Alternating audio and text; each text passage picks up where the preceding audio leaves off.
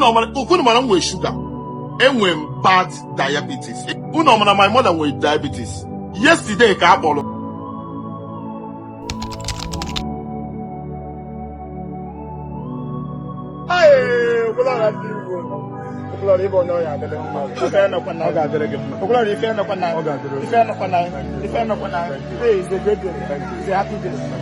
Our fourth was, I've been to places where people go and never come back, and it wasn't for selfish interest, it was for the collective interest of our people. And I'm sure that today, Igbo people, whether rich or poor, middle class, billionaires, millionaires, in all the six habitable continents of Earth are hearing my voice, and they are applauding what we do.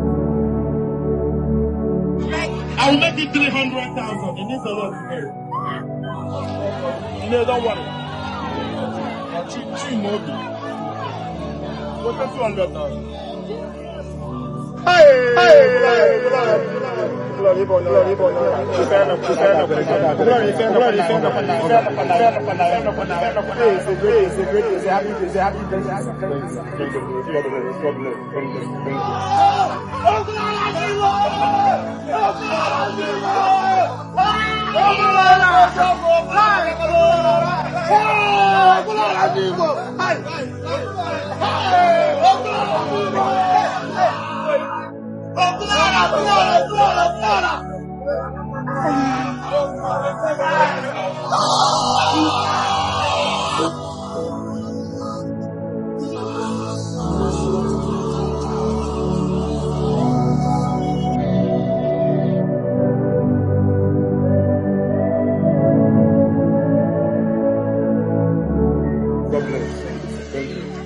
Hey!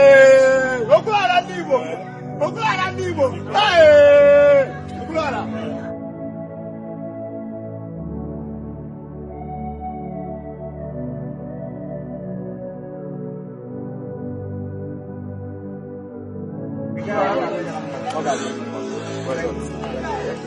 God bless you.